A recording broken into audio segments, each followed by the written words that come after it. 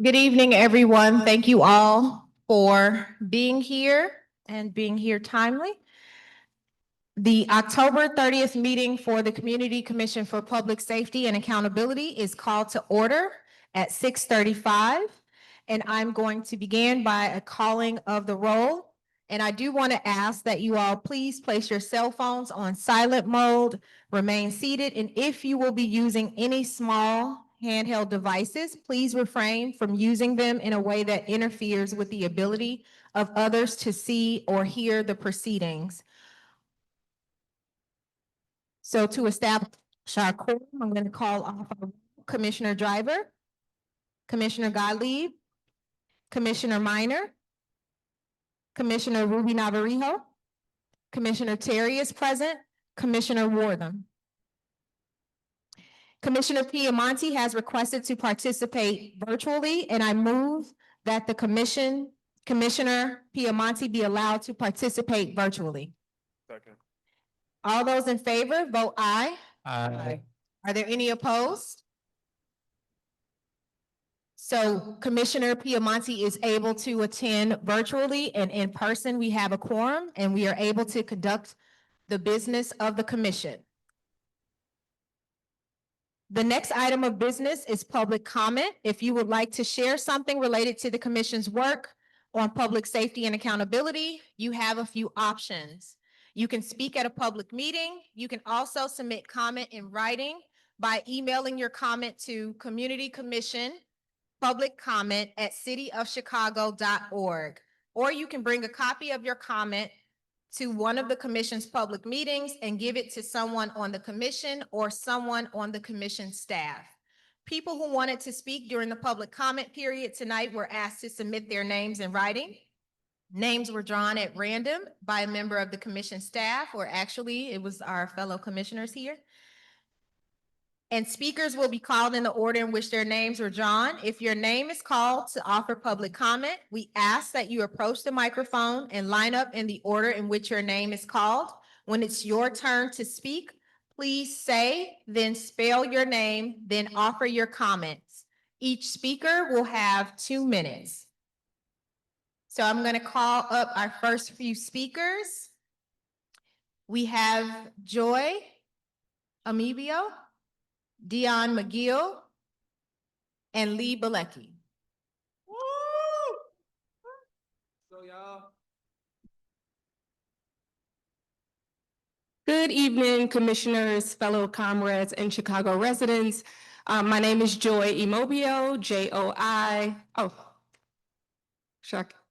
My name is Joy, J-O-I-I-M-O-B-H-I-O. And I'm here on behalf of Impact for Equity. We are an organization committed to combating racial, economic, social, and injustice for and with communities most disadvantaged by systematic inequities and advancing community-driven policy and accountability in Chicago. I want to first just begin to just acknowledging that we have 2 strong Black women running for the next commission. I really honor both of you all's leadership. And I think, as you know, in the world, we need more Black women running.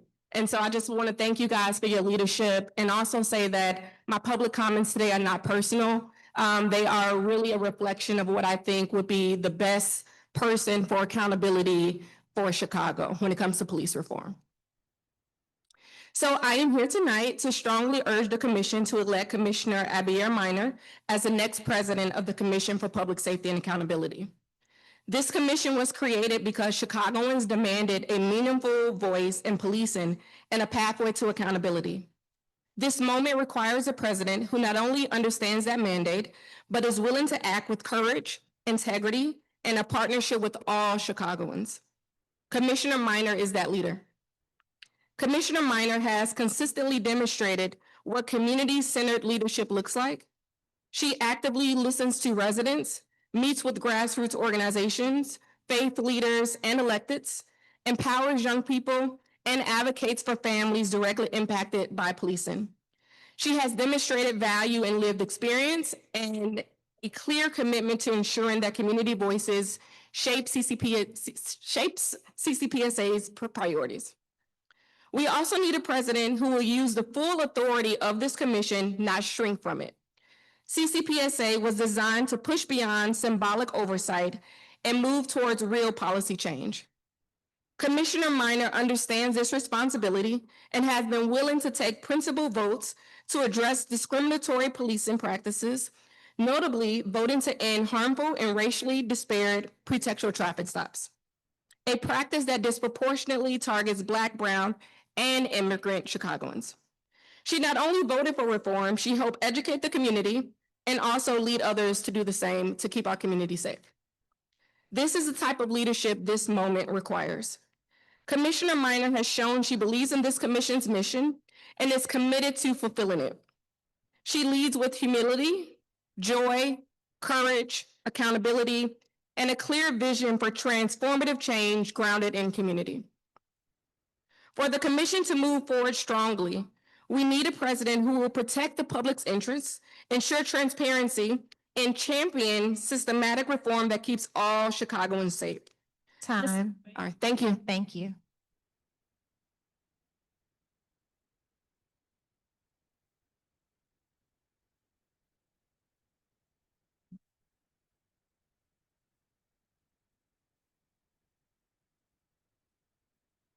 Good evening.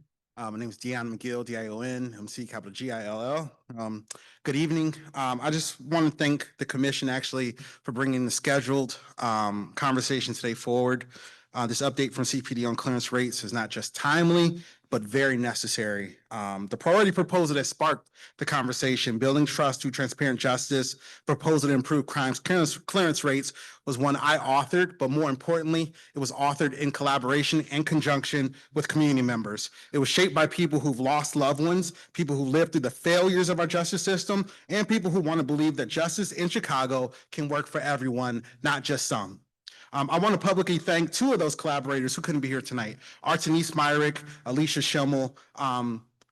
Their hard work, their insight, their dedication made that proposal possible, made the conversation tonight possible. As CPD delivers this update as well, I hope the presentation goes beyond the numbers, because clearance rates are more than data points, they're a reflection of trust.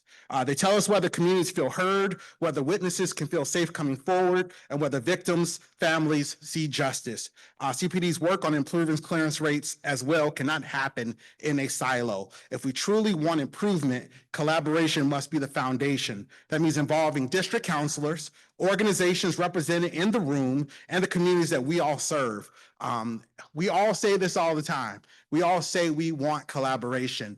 This conversation is because of community collaboration. It was the brainchild of community members. It was written by community members who read it before I even submitted it to the other district counselors and before it reached your hands. We all say it. We say we want collaboration, but this is the perfect opportunity to show it in action. Thank you.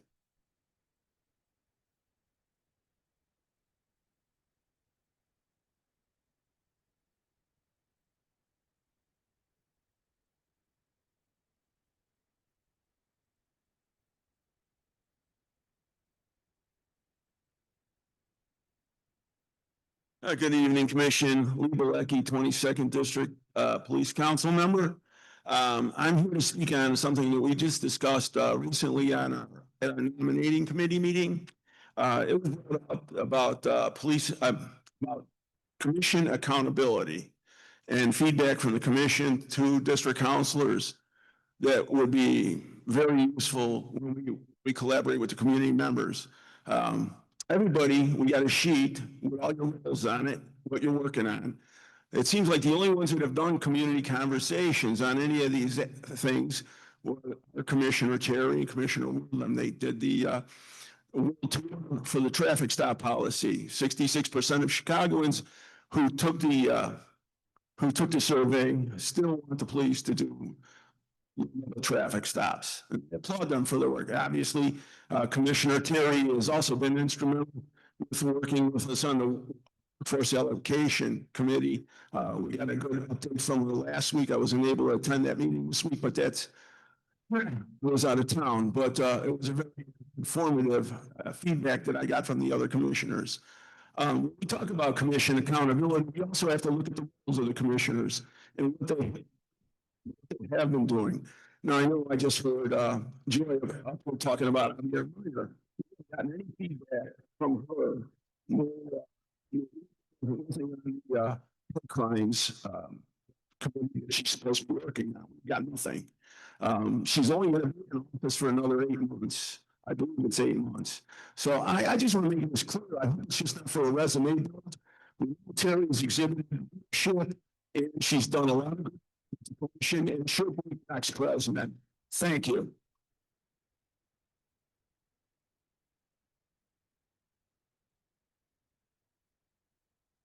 Our next three speakers, Maya Simpkin, Kamala Sankara, Denzel Johnson.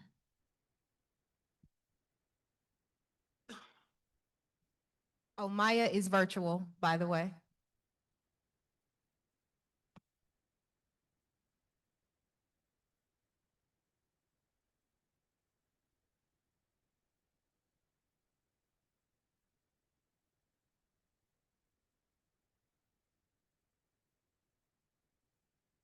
Hello, can you hear me? Yes. Oh, great, thank you. Hi, Commissioners. My name is Maya Simkin, Mayasimkin. I'm grateful for the opportunity to share our voices with you. I'm here speaking on behalf of Chicago Appleseed Center for Fair Courts. We've long supported the CCPSA's efforts towards community-led oversight, and I'm here also in coalition with Free to Move to support Commissioner Abigail Minor as the next leader of the commission. Commissioner Minor, as Joy has said, has consistently sought community input, courageously shared her own experiences at meetings, which I have found moving, and empowered others, especially youth, to shape strategy around violence. I'm particularly grateful to Commissioner Minor for consistently supporting limiting low-level pretextual vehicle stops, where Commissioner Terry has voted against those policy changes. We know that these stops endanger thousands and cost the city a fortune, and that's a major reason that we support Commissioner Minor as the next leader of the CCPSA to take that work forward. Thank you. Thank you.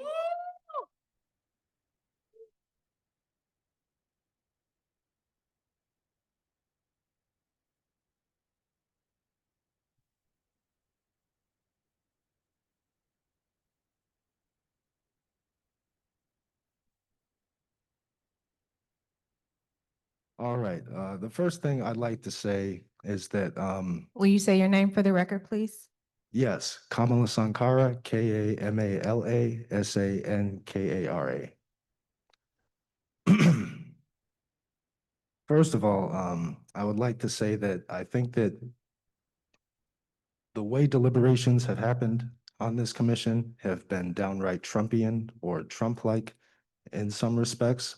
I think that when we see in-depth conversation on the issues around things like pretextual stops and other issues, and the commission president stops the conversation to say, oh, let's not get bogged down, or to imply that there's some kind of redundancy in the conversation, when a simple command of the English language, and this is all recorded, the public and folks in history can go back and see this, that there was nothing redundant in that conversation.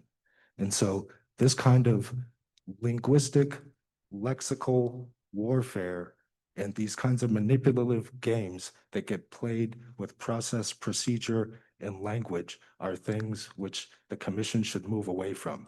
And I think that we need a new generation of leadership. I also want to say that I think that the statements from commission leadership that folks don't know the difference between laws in different jurisdictions. And so therefore, we need to hold up punitive systems that harm communities.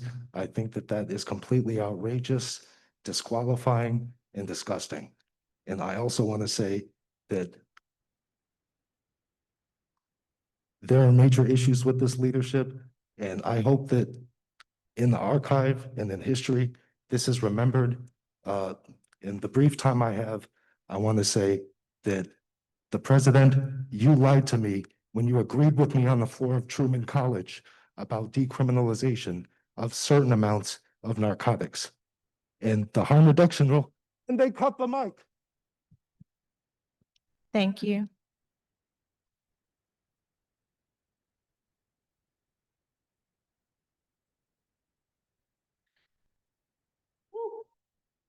everybody. I just wanted to say, first of all, good evening. Today I rise in strong support of Commissioner Javier Minor, who is a leader whose integrity, vision, and dedication makes her the ideal candidate to serve as president of the Community Commission of Public Safety and Accountability. I can speak from a lived experience that I know that Commissioner Minor has been consistent with her leadership. It consists of steady, oh, my bad, my mom's calling, steady under pressure, rooted in community and guided by a principle.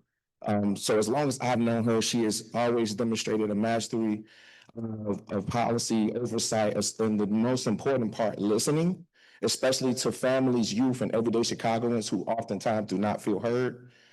Her leadership style was a combination of empathetic and effectiveness, where she's bridging the gap of accountability and collaboration, and saying that reform is not just a word, but a lived reality for neighborhoods in this city. She understands that public safety is not simply about enforcement, but it's about empowerment. It's about creating systems that are transparent, fair, and rooted in justice.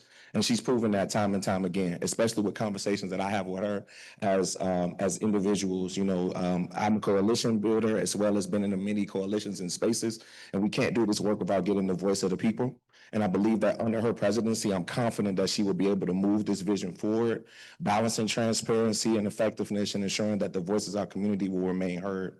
So once again, I just wanted to say today, I'm proud to support her in anything and all things that she's doing. And just keep up the good work, keep up the good fight. We see you and we hear you. We're here for you. Thank you. Is that everyone? Our next three speakers, Jackson Patton, Devin Gordine, and Jackie Baldwin.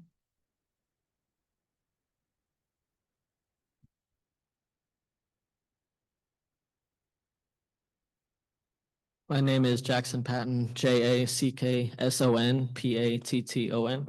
I live in back of the yards. I have been tear gassed on a residential street along with other unarmed residents, including nearby children. The police were there not to protect us, but to protect ICE. Additionally, in my neighborhood, the police have been harassing community members who are trying to document what ICE is doing in our communities, which is legal to do so. And we need to be able to document these things because we're finding that ICE is violating people's rights, including the rights of legal citizens. And the people who are supposed to be sworn to, I apologize, sworn to protect our city should not be preventing us from doing that. And so I feel that for that reason and other reasons that have been ongoing in the city, including pretextual traffic stops, that police accountability in Chicago is an emergency. It's an emergency to include community input in policy. And I believe that Commissioner Minor has been very intentional about listening to the community. And so tonight I want to ask the commission to really consider Commissioner Minor for the presidency. Thank you.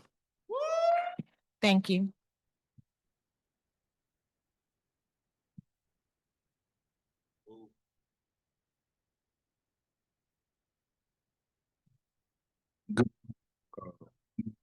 Gordine.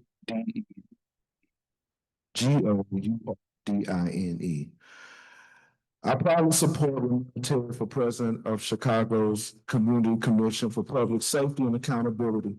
Her leadership has been steady, principled, and accountability, from championing fairness and policing policies to strengthening public oversight. Renella showed the courage and commitment our city needs in this moment. I'm confident that she will continue to put the people of Chicago first and ensure our public safety systems reflect transparency, justice, and trust.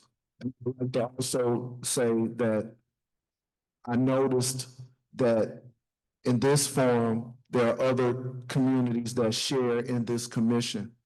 And it's important that each of us support each other in a way that it reflects the fabric of this city. And Ramel has constantly showed up when her people needed her.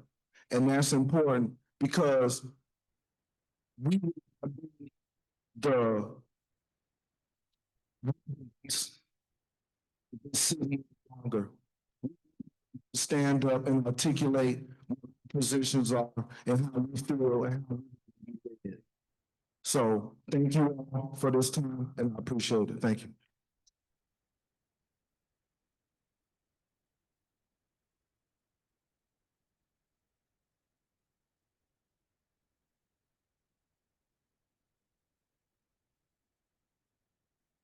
Good evening, it's Jackie Baldwin, Jackie, Baldwin, Baldwin.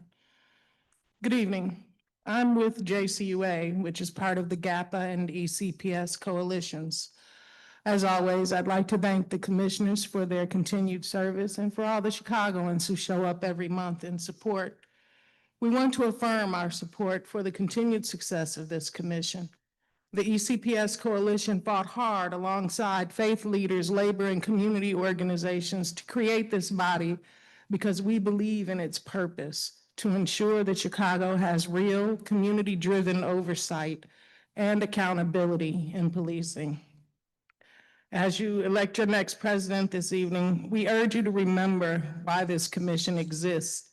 It was born out of the demand for accountability, for an end to practices like pretextual traffic stops, and for a system that answers to the people that are most harmed by police misconduct. Whoever leads this body must continue that mission. The people of Chicago need a commission that remains independent, pro-accountability, and grounded in community. We believe in this commission's role, and we're counting on whoever becomes the next president of the commission to uphold these values and work to end the narrative that has existed too long in Chicago, that the police are being pitted against community, and that needs to end. Thank you very much for your service. Good evening. Thank you. Our last two speakers are Tarina Newkirk Sutton, and then we have a virtual Lavina Sabri.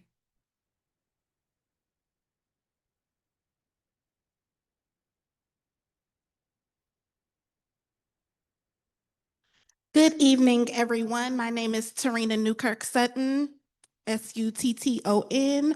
I am here on behalf of the Chicago West Side Branch NAACP. I serve as the second vice president.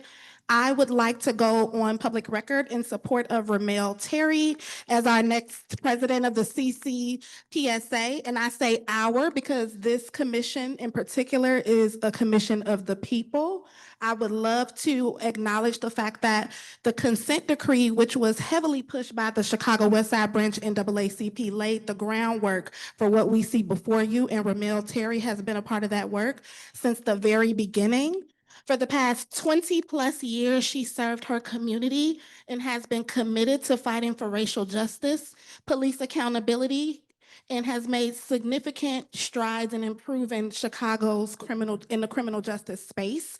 Her years of experience and expertise will allow her to bring wisdom to the role that the other candidate unfortunately has not had the opportunity to gain due to this being earlier in her career. I also like to point out that Ramel Terry has served with integrity for over 2 decades to the people of Chicago in several positions across the NAACP, as well as for our former mayor, Lori Lightfoot, and has previously served on the Police Accountability Commission. I can't understand why anyone else would be considered more qualified. And I would just like to say to close that when we talk about community, we have to be honest and operate in truth. And while I understand that there are differences in views, we have to be clear about the fact that blood, sweat, and tears have been shed on behalf of Black people on Chicago's West Side by Ramel Terry, and she will continue to do this work alongside her fellow commissioners in the future. Thank you.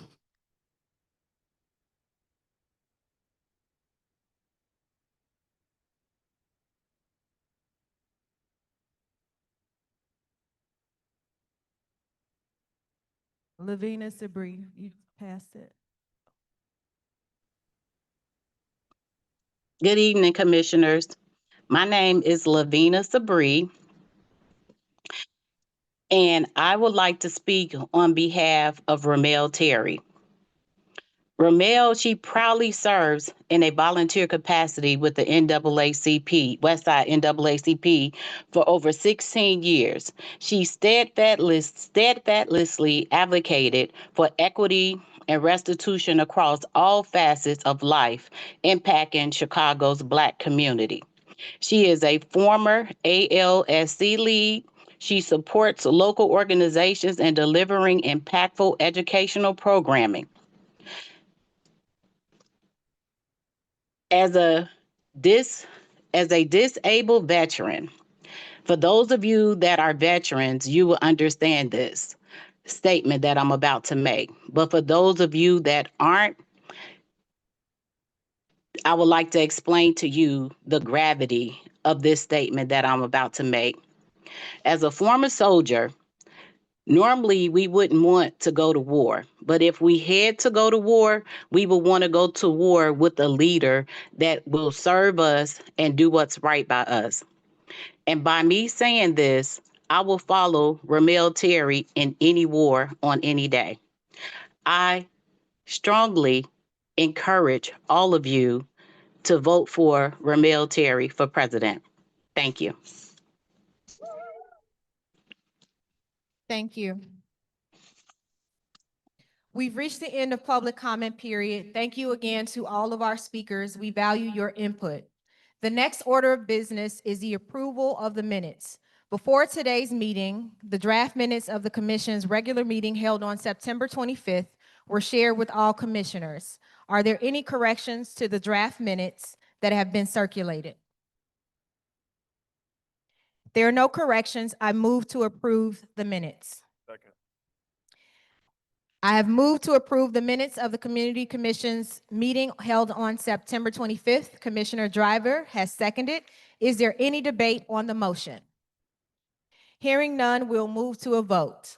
All of those in favor signal by saying aye to approve the minutes of the September 25th Commission meeting. Aye. Any opposed? Motion passes. Our new business.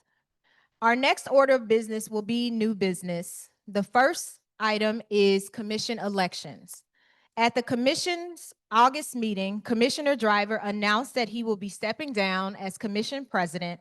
According to the commission's bylaws, nominations for commission officer positions happen in one meeting and elections to fill the position happen in the subsequent meeting. At the commission's September meeting, Commissioner Minor and Commissioner Terry, myself, were nominated to fill the vacancy created by Commissioner Driver stepping down. Today, we will be voting for commission president. To do this, each commissioner will indicate their vote for president in a roll call vote. When I call each commissioner's name, they will indicate their vote by saying the name of the person who they are voting for to be president of the commission. Again, the two acceptable responses to the question are either Commissioner Minor, Commissioner Terry. With that, I move to open voting. I have moved to open voting and Commissioner Ruby Navarrijo has seconded, and the voting will commence.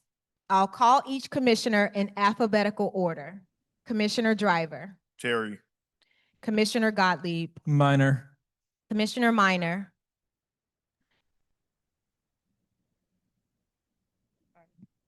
Minor.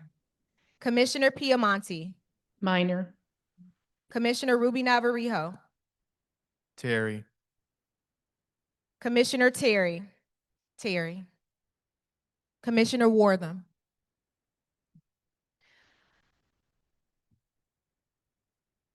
with Commissioner Minor having received 3 votes and Commissioner Terry having received 4 votes, Commissioner Terry has been elected as president of the Community Commission for Public Safety and Accountability.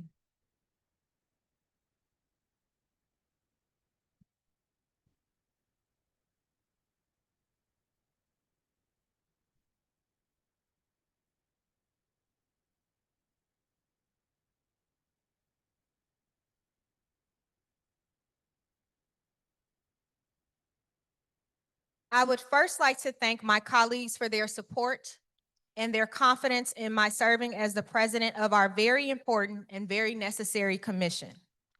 I also want to acknowledge and give a big shout out to the first commission president, Anthony Driver Jr., whom I've had the honor of serving alongside since the inception of this body. While many seek to be divisive and oppositional, I've watched him work tirelessly in moments of thanklessness to ensure all Chicagoans were respectively represented in our pursuit of collaborative public safety and accountability solutions. As a Chicago native and a West Side champion, I understand, respect, and value the work of those that came before me and those of whom shoulders I stand on today. I did not come to this work because of a job that paid me to care, nor was it appealing because of the possibility of an appointed position or presidential title. I do not carry the guilt of perceived privilege, nor do I carry or harbor hatred for any institution. This passion has burned inside of me since I was a child, dreaming of a world where there was no trauma, violence, or anything else negative. Instead, there was always peace and harmony.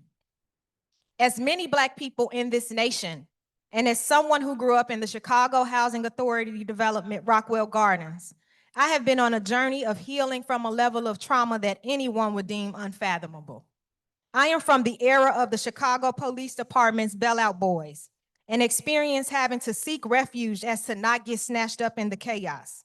I have witnessed the eventual rage following the implementation of the crime bill and know firsthand how those initiatives terrorized and traumatized Black communities while tearing apart families with no regard of innocence versus guilt.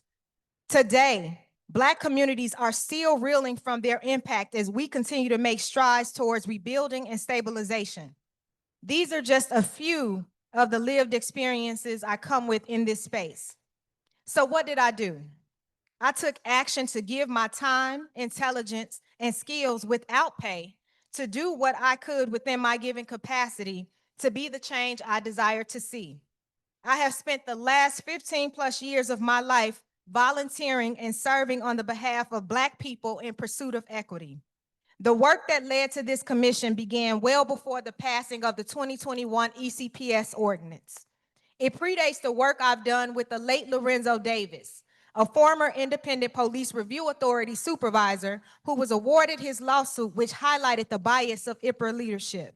It predates the work I've done to bring the Department of Justice to Chicago to achieve reform, which led to the current consent decree. It predates the work I've done in relation to the Police Accountability Task Force, which included recommendations to the collective bargaining agreement, which now reflects changes to Rule 14. And it predates my service as an original community advisory member of the Civilian Office of Police Accountability. What those who sought to oppose me cannot say is I'm not deeply rooted and well vetted. They cannot say that since my tenure on this commission that I had not been approachable and accommodating to the many requests I've received. What they also cannot say is that I have leveraged them for my personal advancement as if the solutions to the plight of Black Chicagoans can be packaged into a singular platform. Furthermore, what they will not say is how there have been attempts to bully and intimidate me directly and indirectly, including contacting my employer. The truth of the matter is, it's because I stood firm on my concerns about implementing restrictions that were placed the most impacted, which the data has historically shown as Black people in precarious positions due to the apparent inconsistencies in their applicability. As the president of the Community Commission for Public Safety and Accountability, I commit to continuing to serve with integrity, which looks like not leveraging others to bully and intimidate my colleagues when our opinions differ. It also looks like not defaming their characters and the work that they've done. I commit to continuing to lead with the courage of my convictions by pushing to ensure that what is needed for those most impacted is at the center of the work, and that this body operates in a fashion that demonstrates its longevity. I also commit to continuing my pursuit of partnership and availing myself myself to those seeking to build and work collaboratively, which does not mean always agreeing. I want to close by saying thank you to my fellow commissioners, my district council colleagues and staff for their efforts towards the mission set before us. There's some real systemic change we can achieve, and I look forward to ensuring we center authentic voices of the most impacted who desire accountability and are demanding public safety for their communities. When it comes to the purposeful passion I possess, I hope and pray that it spreads like a wildfire. With that being said, on to our next order of business.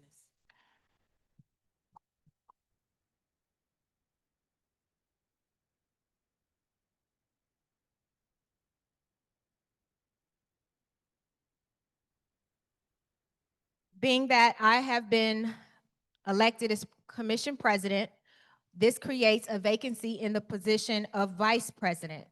As I noted earlier, according to our bylaws, nomination for commission officers happen in one meeting, and the elections to fill that position happen in a subsequent meeting.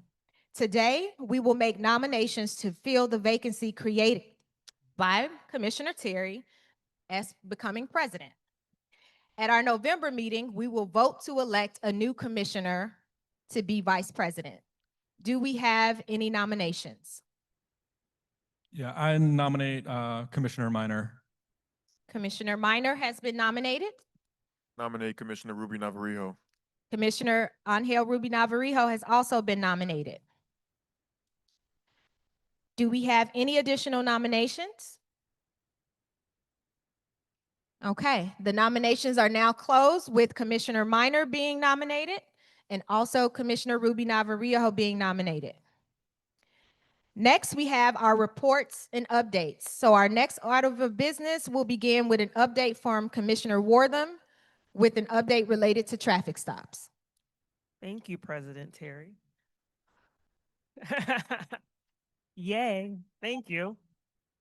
All right, so as many of you mentioned in public comment, we all know that the traffic stop issue is ongoing and the commission continues its work in that regard. So just for way of brief review, a little over a year ago, the independent monitor recommended the independent monitor in the consent decree, of course, between the city of Chicago and the state of Illinois, recommended that traffic stops by the Chicago Police Department be added to the consent decree. What would that mean as it relates to the commission? It would mean that traffic stops and related policy would then be governed by the consent decree process, which would be different than our normal policymaking process that we have, of course, for the commission. So if traffic stops are not added to the consent decree, of course, the normal commission policymaking process would continue. What we did with that recommendation, the commission entered into an agreement with the Chicago Police Department to ensure that if traffic stops are added to the consent decree, the commission would continue to play a significant role in the policymaking process. So, as many of you know, President Terry and I serve on the Chicago Police Department Policy Working Group. Of course, with the direction of the full commission, we continue to work on this traffic stop policy. So we're working with the Chicago Police Department, the Illinois Attorney General's office, and the independent monitor to try to come to an agreement regarding the traffic stop policy. The last time we met was in September, so an update regarding a future meeting is pending.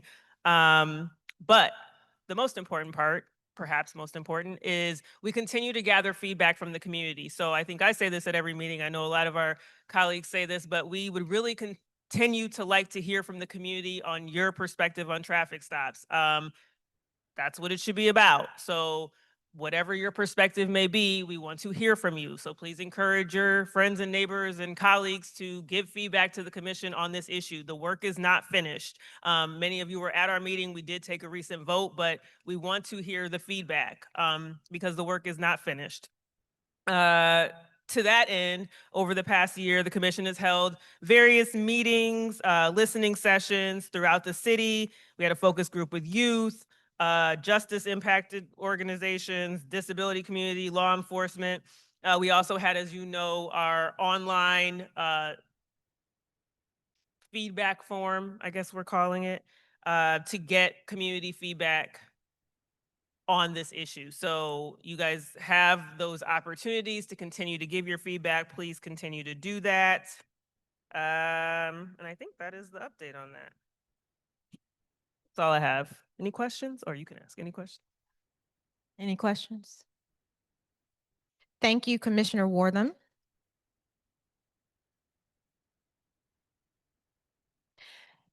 Now, I would like to provide an update on the search for the next Chief Administrator of the Civilian Office of Police Accountability, also known as COPA. Last February, the COPA Chief Administrator resigned. The mayor appointed an interim Chief Administrator to lead the work. Where am I? Oh. And to lead the work, and by law, when the chief administrator position is vacant, the commission must lead a national search to find the chief administrator. The commission must select one candidate to be chief administrator of COPA. The mayor then has 30 days to provide written input on the candidate the commission selected. Then the commission's candidate goes to city council for committee hearing and a committee vote, and then the full city council for vote. In September, the commission put out an application for COPA Chief Administrator. We've received 24 applications from candidates around the country, and we carefully reviewed all the applications. On Monday, October 27th, the commission met in a closed session to decide on which candidates to interview for the COPA Chief Administrator role. We had a strong pool of candidates and ultimately decided to interview 5 candidates. After the first round of interviews, we will narrow down the list of candidates and have a second round of interviews with the finalists. We expect to select a candidate to send to the mayor of the city and city council before end of year, and will continue to provide updates on the process at commission meetings. Are there any questions from the commission? Sorry if I should know this. What committee does the chief administrator go to in city council once we decide and the mayor picks? Do we know? Go ahead, Anthony. So it used to be the Public Safety Committee, but once they created the Police and Fire Committee, correct me if I'm wrong, Adam, but everything that is commission oriented goes under Chairman Taliaferro's Police and Fire Committee. Thank you. Next, we will hear from Commissioner Minor and Commissioner Driver on the CPD Goals Working Group with an update on the goals that the commission sets every year for CPD Superintendent. Thank you, President Terry, and congratulations. For this year, the commission set 6 goals for the superintendent. The goals cover the following topics: traffic stops, workforce allocation, the implementation of 2 commission passed policies, community policing, officer wellness, and victim services. Here are the updates on those 6 goals. Workforce allocation, this goal focuses on CPD's completion of its workforce allocation study and the implementation of that study. The vendor working on CPD's workforce allocation study is on track to deliver a first draft of recommendations by the end of November 2025 and a final report by the end of the year. Last Thursday, CPD held a webinar updating the public on its progress and posted an executive summary on the work done thus far on its website. 2 reports related to the workforce allocation study are forthcoming. The development of an implementation plan will likely happen during the first quarter of 2026. Community policing. This goal centers on building and fostering a true collaborative partnership between community members of CPD. There are 2 objectives. The first objective is to complete the community policing assessment and begin implementing reforms. CPD anticipates the full assessment will be completed by the end of the year. This will include a thorough review of current program offerings, roles and responsibilities, community partnerships, training, and performance metrics. The superintendent was originally supposed to present on this at a commission meeting in the 3rd quarter. That presentation is now postponed until the full workforce allocation assessment is complete. At that time, we will work with CPD to schedule a presentation at one of our monthly meetings. The second community policing objective is to successfully implement General Order G01-11, which is a CPD policy that guides the relationship between district councils and district commanders. In the 3rd quarter of this year, CPD requested that the commission hold off on conducting an assessment of interactions between CPD, district commanders, and district council members until the middle of 2026, so that CPD can have a full year to work on implementation of the policy before it gets assessed. The commission CPD working group agreed, and this goal will not be assessed in 2025. I'll pass it to Commissioner Minor.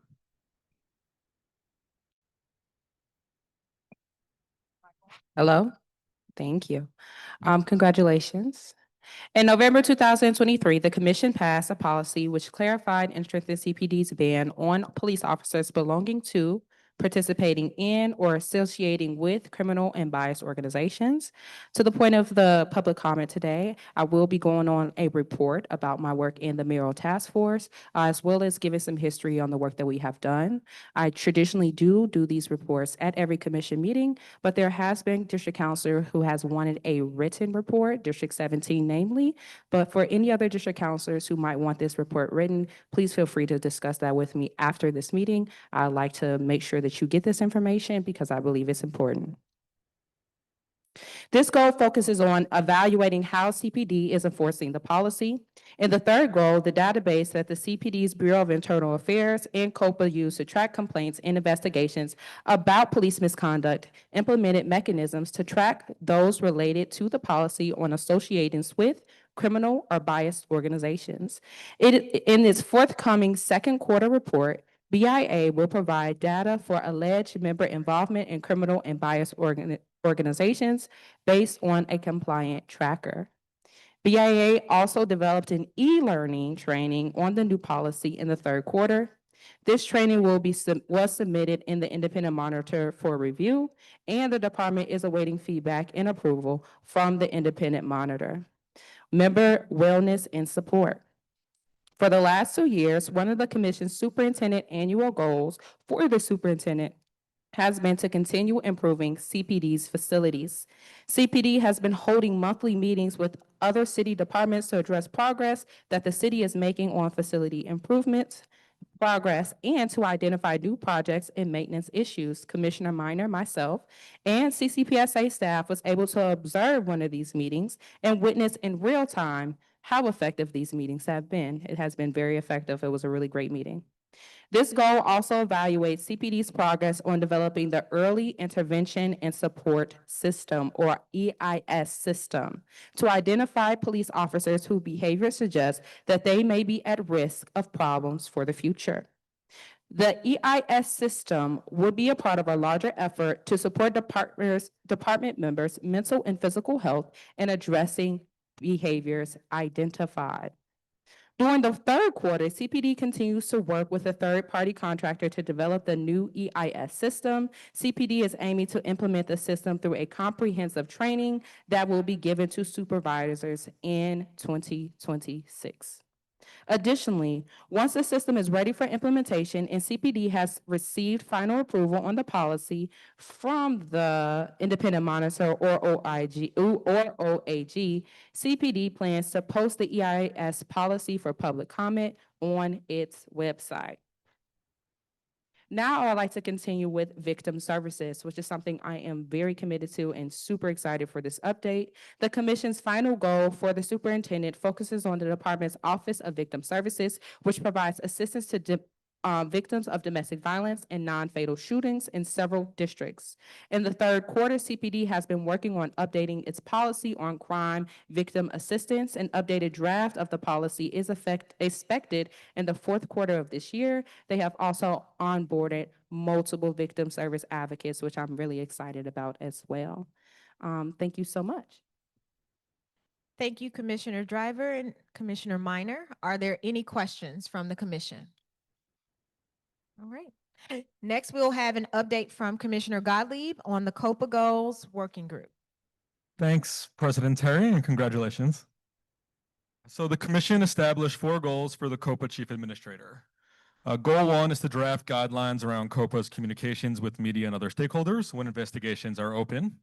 The commission has received a draft of the guidance. We reviewed it carefully and provided feedback to COPA, and we look forward to finalizing this hopefully in the next few weeks. The second goal is to implement a robust system for analyzing and addressing rather than exclusively on a case-by-case basis. The commission has provided COPA with recommendations on how it can improve its current policy. We look forward to continuing to work with COPA on this. The third goal is to incorporate community stakeholder input into the mediation program that COPA is developing. Every month, the commission receives and reviews updates regarding COPA's mediation program. Based on these reports, we think COPA is making significant progress. In the commission's work with COPA, emphasized that district council members should play a significant role in the development of the mediation program. Several district council members are working directly with COPA's Director of Mediation, Daisha Mohammed, on the development of the mediation program. There have been several joint DC COPA community engagements on this topic. The District Councilor Work Group helped to establish the qualifications for mediators and make recommendations for a steering committee that will select mediators. All district councilors were encouraged to send a representative from their district. COPA is now setting up a steering committee to help identify community mediators and to determine qualifications for those mediators. Members of the commission and district councils are helping to identify and select steering committee members. COPA will present its progress on this policy at a future commission meeting. The fourth goal is to draft and implement a policy that defines and supports a more collaborative relationship between COPA and CCPSA. The commission and COPA have drafted a memorandum of understanding. It's in the process of being finalized. We have also encouraged COPA to work on internal guidance for its work with district councilors.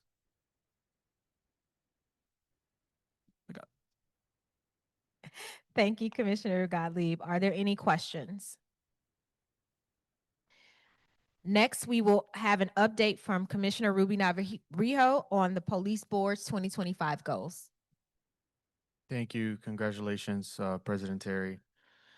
The commission set the following goal for the police board president in 2025. The police board president will, 1, work with the board to conduct a comprehensive review of CPD rules and regulations to determine which existing rules and regulations should be revised, modified, or deleted, and to identify new rules and regulations that should be implemented to ensure that the Chicago Police Department's rules and regulations align with the principles of 21st century constitutional policing, promote transparency and accountability, enhance community trust, and foster equitable and effective law enforcement practices. That was a really long first one. Number 2, develop a process to conduct the review and revision of the rules. And 3, hold listening sessions with stakeholders to discuss their views on selected areas for proposed changes to the rules and regulations, and a process for undertaking the review, which will maximize public input and transparency. The police board is in the process of finalizing its review of the rules. As part of this process, the police board will develop a process for community feedback that we anticipate will begin sometime next year. We'll keep you updated on this process, and I'll pass it back to President Terry. Thank you, Commissioner Ruby Navarrijo. Are there any questions? Next, we will turn it back over to Commissioner Gottlieb to give us an update regarding the recommendations to CPD's budget. Thanks, President Terry. And first, I want to thank everyone who has already shared their thoughts on the budget. By ordinance, the commission is required to review and, if needed, recommend changes to the proposed CPD budget appropriation every year prior to City Council voting on it. Since the commission was formed in 2022, budget reports have highlighted the commission's identified priority areas for strategic investments in CPD's budget. The commission has made recommendations on priorities such as workforce allocation, community policing, officer wellness, and reducing legal judgments. The commission does not receive the proposed CPD budget until it is made public, which for this year was on October 16th. We have around 2 weeks between when the budget is released and when City Council has its hearing on the CPD budget. So before the proposed budget was released, we looked back at previous CPD budgets, budget-related issues that commissioners have focused on, issues that have come up in public comments, and other community input the commission has received. Based on all these sources, we developed 4 preliminary priorities to focus our review of CPD's proposed 2026 budget. These topics include support for the Bureau of Detectives and Investigations, consent decree policy implementation, CPD vacancies and resource allocation, and legal judgments and risk assessment. We look forward to hearing from CPD later tonight on their proposed 2026 budget, and I pass it back to you, President Terry. Thank you, Commissioner Gottlieb. Are there any questions from the commission?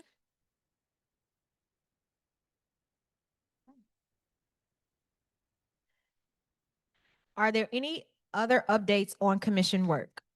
Yes, I have an update. Yes, Commissioner Awesome. Minor. Thank you. So I wanted to provide an update on the matter of community engagement. This month has been full of meaningful opportunities to connect, listen, and build with residents across our city. And I wanted to highlight some of those engagements that I had the opportunities to join in on. First, I want to recognize the brave students of Little Village High School. They did a walkout in resistance to some of the ISA activities that they saw in their community. I had the privilege of joining those students as well as Alderman Mike Rodriguez, and I just wanted to give them time and space to shout them out for all the great work that they're doing. I also had the privilege of joining 6th District Community Policing Initiative for 4 consecutive weeks. Together with faith leaders, community advocates, and members of the Chicago Police Department, we've been able to gather in prayer and conversation in the Auburn Gresham community. That is very special to me because that's the neighborhood where my parents fell in love and a neighborhood that I called home for quite a while. So I'm very grateful for Officer Jess Scott and Pastor Deshawn for their continued dedication to our community members, to keeping them safe and spiritually grounded.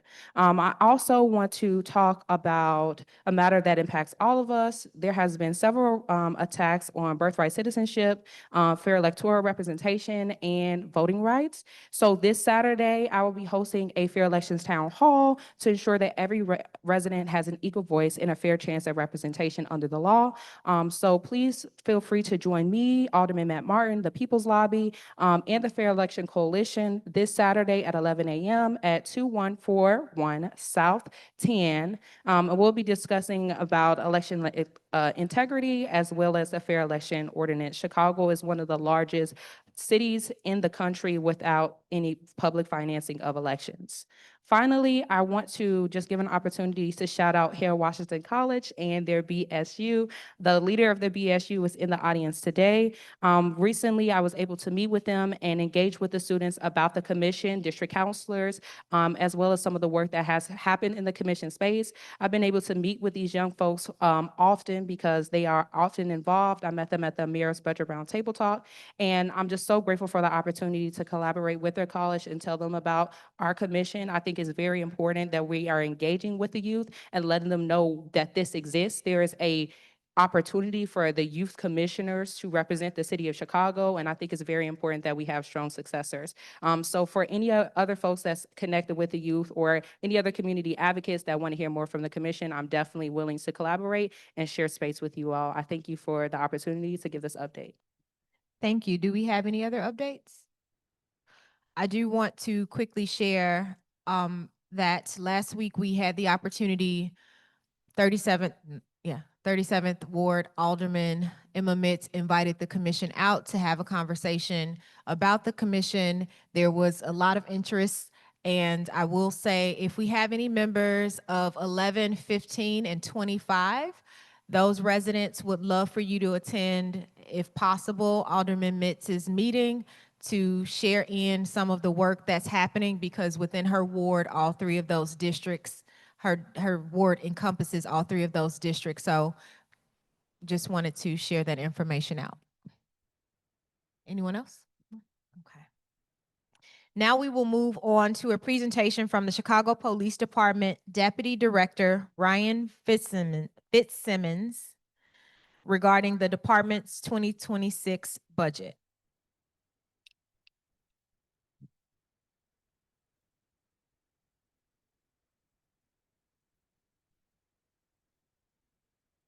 All right, good afternoon, or I guess good evening, commissioners. Good evening, members of the community. I think I had a deck. If we could put that up on the, there we are. All right, so if we could move to the next slide. So the budget, as we know, not a ton of huge changes in the 2026 budget as compared to the 2025 budget. Some of the big changes that you'll see in looking at the budget is our overtime has been right-sized. So in 2024, we expended close to $237 million in overtime.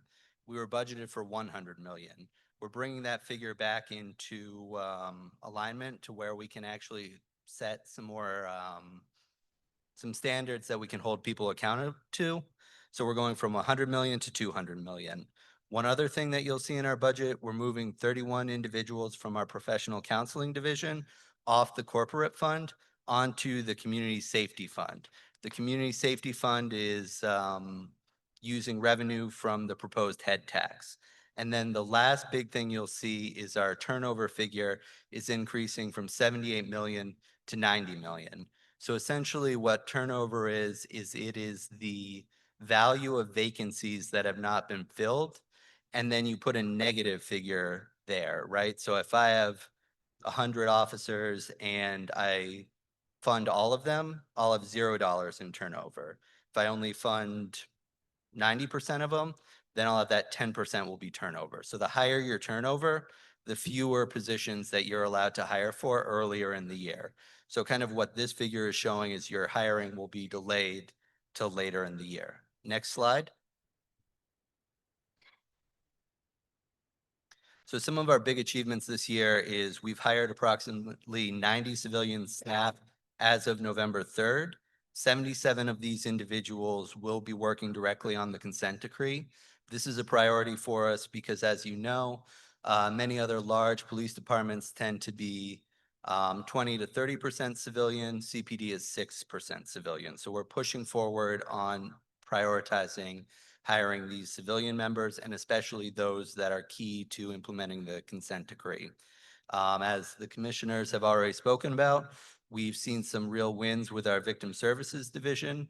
We've brought on 2 assistant directors to lead that division, 4 program directors to kind of serve as the middle managers, and then 30 victim specialists are already hired, where we're trying to bring on the remaining 25 by the end of this year. So we have interviews scheduled for later the month of November.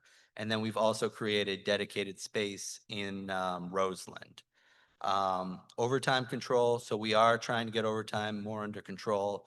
As you can see, we've gone from about 174 million this time last year to 150 million this year. So we are trending in the right direction. And then last but not least, you're seeing major crime reductions with violent crime down over 20%, homicides down nearly 30%, shooting incidents down approximately 35%, and robberies down nearly 35%. So moving on to our next slide, some of our big initiatives that we're pushing for 2026 are the first and foremost is our records management system. I'm feeling encouraged about this initiative because we've gone through procurement. I think we're getting close to having a vendor selected. Additionally, we've already budgeted funding for this in the capital budget for next year. And as we all know, this is one of the consent decree requirements that we need to put in place. So we've already worked with procurement, we've worked with budget, and ideally we can start building out the modules needed for this in 2026. So this is going to be a big win for us where officers won't be spending as much time doing paperwork, typing in the same 16-digit number from one screen to the next. It'll auto-populate, our data silos will talk to each other. It's going to make us much more efficient as an organization. The next big thing that we're trying to get done next year is our workforce allocation. As the commissioners already spoke about, we anticipate that report coming together in the next few months, and then we can start working on the implementation next year.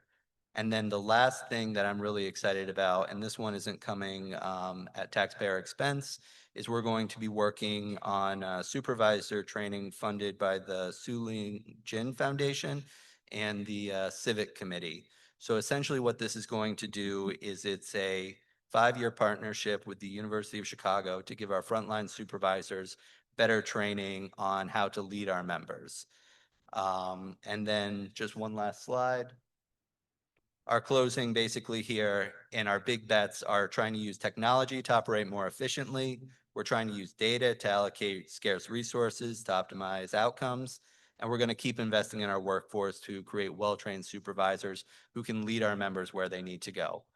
And that's all I have, but I'd love to take any questions from the commission. Thank you. Any questions, Commissioner Driver? Yeah, why is counseling services, which I think was what was it, 3.7 million in total for 31 positions? Do I have that right? Can we go back to the first slide? Yeah. Yeah, 3.7 for 31 positions. Why is that the only thing that's moved from the corporate fund to the community safety fund? That would be a question for the Office of Budget and Management. I'm learned about that when this document was published.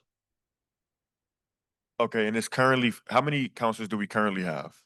We currently have, so we just went through a hiring sequence on that. So this number will be a little bit low, but I believe, let me find it here.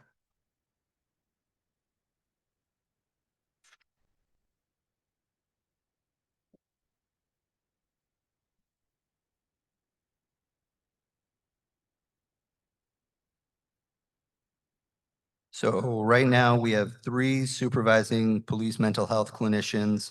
We have 19 normal police mental health clinicians. So of the titles that we have, 22 are already, we're looking to pick up 3 So more. it's an increase of 9 for next year and tied to this new fund, which is, No, so the 31 that you're seeing there, Mhm. there's other things within professional counseling division than Okay, so I just, guess my question now is like, is it 31 total? Is that increasing at all next year? no, So it's essentially staying flat at 31. staying flat. They're just moving essentially where that is in the budget from one fund to the other. And so it's funded through the community safety fund, which comes from the head tax, which is something that a majority of the city council just wrote a letter saying they didn't support, right? Do you know if there's still room to get this back into the corporate fund at all? Or has there been any discussion about that? For me personally, this is something that was a blind spot when I first joined this commission, and this commission's worked very hard on mental health resources, specifically. So I care a lot about it and ensuring that it's fully staffed and stable and sustainable. And that kind of it concerns me that that's the only thing that's being moved from the corporate fund to this new fund, this new community safety fund. Yeah, so we are not consulted on the revenue side of this. So I don't really know what budget's plan B is if that revenue source does not become available. Okay, thank you. Oh, actually, one more question. What's the projection so I see you're down to 149, so about 150 in overtime through, I guess, the end of September? Correct. What is the projection that we'll be at by the end of the year? I mean, ballpark plus or minus 20 million, somewhere in the neighborhood So we're of, coming in probably under 200 million for this year. so this is kind of the part that's difficult and why we need, I don't know if you ever have followed any of these things about the new ERP system to kind of unify how the city manages resources, right? Mhm. So essentially the way that I get that figure is we have a Tableau dashboard. We pull everything out of our antiquated clear systems, and then we're able to make some projections, right? Yeah. There seems to be somewhat of a discrepancy between the official financial systems that the city has access to and kind of our internal dashboards. So that figure is operationally what I'm seeing. I think we'll be ballpark plus or minus 20 million within 200 million, but I don't know exactly So where. I guess the over I didn't need to like I understand you can't get too in the weeds and like give me an exact number, but the 200 million cap for Mhm. next year is really not impacting the overtime budget because this year you're already going to more than likely come in under 200 million anyway. So it's just like setting a ceiling that you're already meeting. I mean, the other thing to keep in mind with this too is 200 million is going to also have to factor in the cost of living adjustments next year. So that's going to be another 3%, which when you pay that out at overtime, you're looking at 4.5%. So now you're looking at closer to probably like another 10 million for 2026 expenditures compared to 2025 expenditures. But more or less this is staying flat year over year. More or less, yeah. I mean, I'm seeing 200 million. I don't know if we're gonna hit it, but this is something where I'm wanting to aggressively go after and try and stay there, right? So we're working with our data science team that we stood up in our 2024 budget. We've put together a multivariate regression to try and allocate this based on a number of factors. So we are going to try and use data to the most extent that we can to try and predict what spending should look like by district. Okay, and vacancies. Yes. Did I miss that part? Did you cover that? Do you want the number of vacancies? No, like where we're- are there vacancies being cut?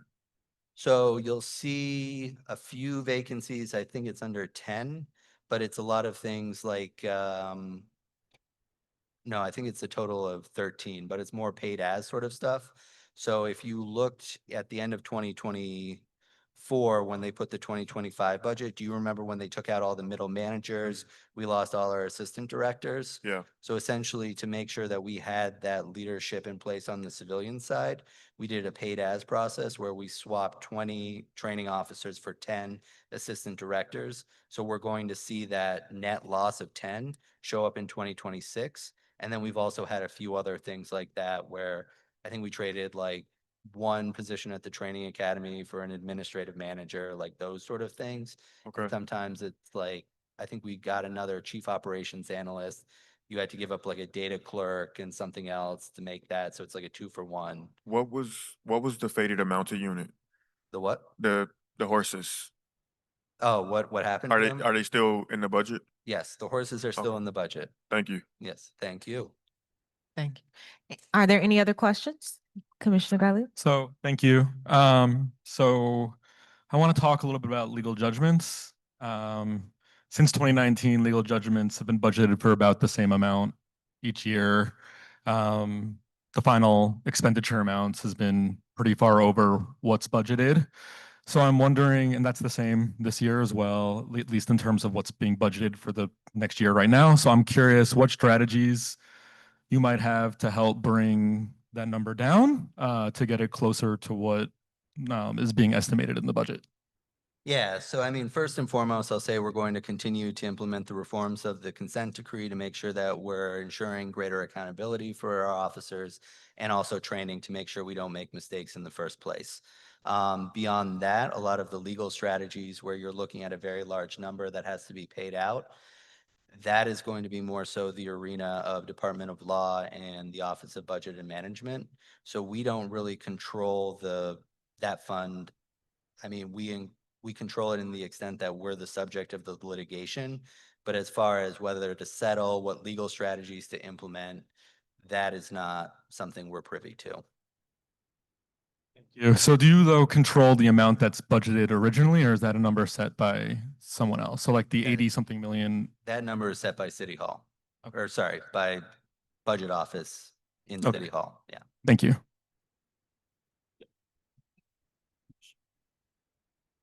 You mentioned training. I see here that there's going to be a loss of 21 training officers. Are those officers being reassigned? This is under the Office of Constitutional Policing and Reform, or I don't. That's correct, right? 21 Yeah, training so officers. the training officers that you're seeing there, those aren't sworn officers, those are civilian members. Right now, we are working to fill those vacancies. So essentially what we did, it's not like we're losing those members, we're losing those vacancies. But what we did is we traded that salary for positions that we think are going to work better for us, right? So the 2 assistant directors that we now have in victim services, those it was a 2-for-1 swap basically to make the money flat. So we essentially paid for those by swapping with training officers.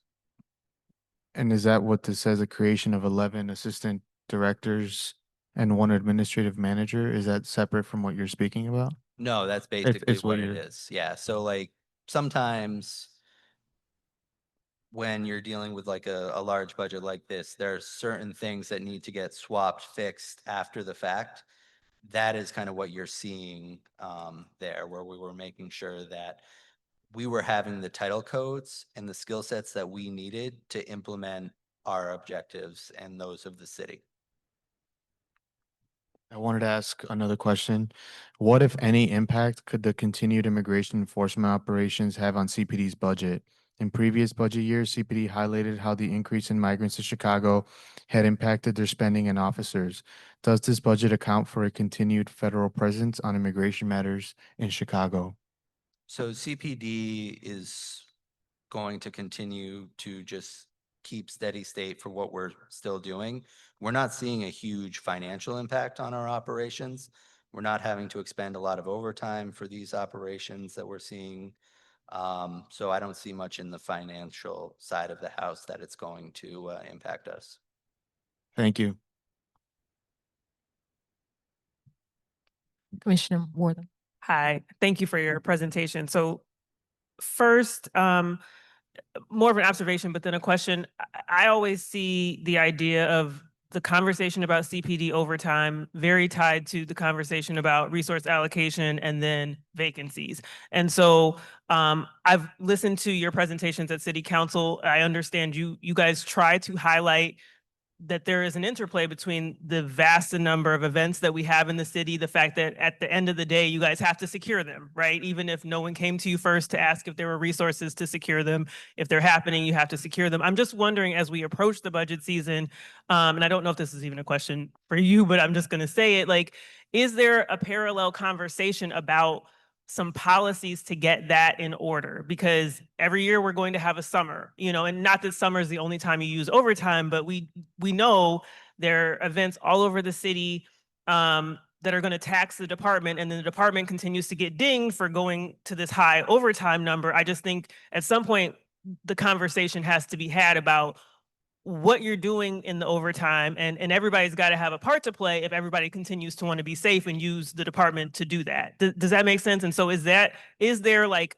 a plan to have that conversation at more length than you guys? I've heard you say it to City Council when you're reporting out, but I think that needs to be an actual like item on its own, like for the people who are frankly generating a lot of the need for overtime. Yeah, so I think there's an ongoing working group that we participate in regarding recouping costs from special events. We're still waiting to see some of the more concrete changes to ordinances and those sort of things. In anticipation of that, we have revamped our 211s. So that's basically the form that you fill out to show who is working what, right? So historically, we're only able to show, oh, I spent so much money in overtime, but then I'm only really capturing the tip of the iceberg because I have so much time of officers who are not necessarily on overtime, but they are spending many hours securing these events. So what we've done is we've digitized those forms. So now we can get a true capture of the amount of overtime that, the amount of time that we're spending securing these events. So when we do have an ordinance change, we can start billing to recoup those costs. I do want to add, though, we only keep track of the time that we're expending to provide traffic services or security service. I'd say about 95% of what we do is security as opposed to traffic. But we then take that time, we give it to the Office of Public Safety Administration, who then gives it to the Department of Finance, and then they do the actual billing and collection. So we will continue to track our time, but then it goes to other city departments to actually recoup the funding. Okay. Yeah, and I think that's really the point too, that everybody who plays a role in that sequence like needs to, be accountable for their role in that sequence. The other question is, okay, so, and I'm going to say the word wrong, but when you said that basically like the delay of the ability to fund certain vacancies, so what triggers the ability then to do, is it just a time and year? Yeah, so it's basically they're trying to get savings from the vacancies, right? Mhm. So every month you don't hire a position, you save that salary, right? So what we're trying to do is save $90 million worth of salary next year, up from 78 million on salary. So what we have to do is we have to put together a hiring plan with the Office of Budget and Management and kind of prioritize those most critical titles earlier in the year to make sure that we're saving money and hitting those financial goals for the city while keeping up with attrition and meeting the needs of the consent decree and other operational things that may come up. Okay, thank you. I have a question to the point of some of the discussion that I've been seeing, really pressing community as we think about the officer accountability apparatus. There was a lot of money expended this year or in 2024 to the point of legal fees and fines for the police department and upwards of $162 million. But in this budget, we appropriate $82 million to legal expenses. I know that the the plan for the Johnson administration is to borrow as these cases come up, saying that they're essentially, an extraordinary one-time expense, to the point of having some kind of savings plan for $90 million with the vacancies, and some of the other ways in which you all can have been thinking about the budget, especially since we are in challenging budgetary times. I'm wondering, is there anything that can be done to increase this appropriation to be level with what has been spent before, so there's not so much cost to the city? So your question is if we can increase the legal settlements line? Yes. And could it ever be level with where it's currently at? Yeah. Yeah. So I think like that's something that Department of Law and the Office of Budget and Management would have to do. What I would say is, I mean, the only way you increase a line is you either increase taxes or you cut services. I mean, that's just how it comes down.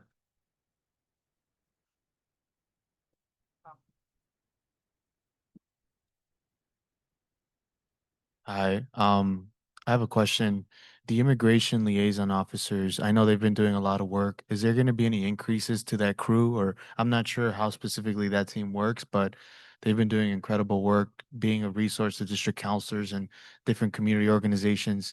Are they going to see an increase in capacity? Would you happen to know that in terms of civilian or uniformed staff? So the immigration liaison officers, I'm not exactly familiar with them or their bandwidth. But what I will say is I imagine these are sworn officers, correct? There's some sworn, and I remember seeing some civilian, but I'm Okay. not remembering. So one thing I will say is depending on the operational challenges that we have, we are able to move staff around. So if we are seeing a need there, that's something that we can reallocate staff to address. But I'm not aware of any sort of concrete budget plans right now, but there is flexibility to reallocate resources as needed. Thank you. I would urge the department to look at that. It's a team that has been a resource for many community organizations. I had an organization reach out to me from the 24th district, put them in touch with those officers, and they got figured out. So I would appreciate the department. I know that there isn't much that the department can do to stop immigrations and customs enforcement, but if there's anything we can do to make sure that immigrant communities have access to police services, that would be appreciated. Commissioner Piemonte, I wanted to check to see if you had any questions. No, no questions. Thanks. You are most welcome. So I just have one quick question. It's dealing with the overtime. And so can you just enlighten us about what are some of the contributing factors around overtime needs and how you all plan to mitigate that to stay at level based on what is currently allocated? Yeah, I mean, if you look prior to COVID, we had about 7,500 officers in the district. Now we're at about 6,200, somewhere around there ballpark. So we're seeing a lot fewer officers in the district, which are going to require us to kind of do more with less. So what we're trying to do to make sure that we're allocating the resources efficiently is look at the underlying call volumes, the crime trends, and use that to help us determine how best to allocate resources and then hold people accountable to that through our ComStat meeting. So over time, it's been something that we've stressed every time we have these meetings, where it's something that it is clear that we are looking at this. And as we continue to stress that this is something that is being evaluated on a weekly, monthly basis, we tend to see our command staff be responsive to that attention. Thank you. One other thing, you just brought a question to mind. I don't know if you have the answer to this, but I think it's something that I would just want to put out there based on the numbers that you said you currently have within the department and the concern of going back to canceling time off. I know that that's something that we have heard recently. And so I just want to make sure if there's any plans, I don't know if you know about that, that may not be in your wheelhouse, but how are you all managing that piece with this shortage and, maybe the need to have these officers in district and balancing that whole thing about canceling days off and going back to the mental health aspect of all of this? Yeah, so that would be more so the operational side of the house. I deal more with the financials. I will say that this year we have had fewer canceled days off than we have in the post-COVID environment. So we are trending in a positive direction. Um, who knows what 2026 will bring? I feel like 2025 has been pretty wild, but ideally we keep trending the way we're trending. That's what I always hope. Thank you so much. Any other questions? Thank you so much for your time. Really appreciate you. Now we will hear an update from CPD's Chief of Bureau of Detectives, Antoinette Ursetti, regarding clearance rates.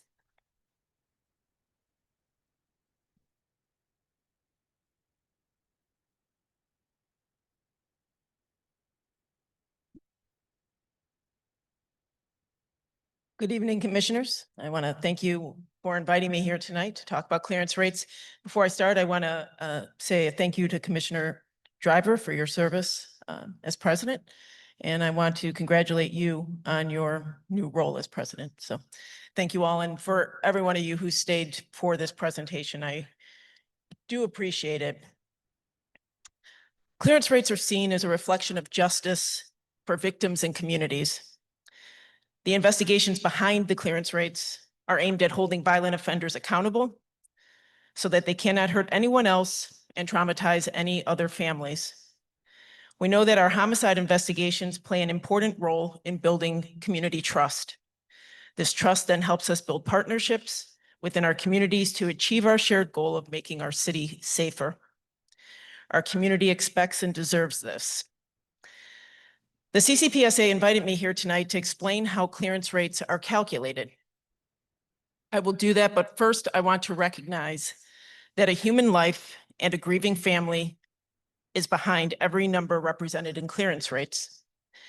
It's important to recognize that every case is different, with varying factors that take different amounts of time to work through. So I will touch on how investigations are conducted and the factors that affect investigations. To start, clearance rates are essentially a measure of the ability of police to identify an offender. This ability is measured by comparing the total number of cases that are closed to the total number of cases in a given period. The FBI established this calculation, and this is the national standard for how a clearance rate is calculated.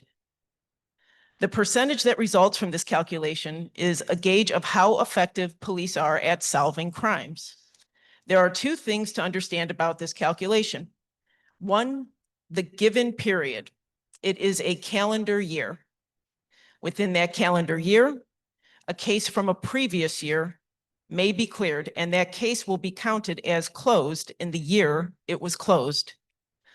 Oftentimes, there are questions about this practice. At the same time, clearance rates reflect how effective police are in solving crimes. The measure would be lost with numbers scattered across previous years. In addition, many victims and families want to know more than anything that detectives are prioritizing their cases. Even if a case is not closed in the same year that the crime occurred, it is a measure of closure when families know detectives have identified an offender and worked to bring them to justice. It is also important to understand the time it takes to conduct investigations. Not every crime results in an immediate arrest and identification of an offender. Leads need to be developed.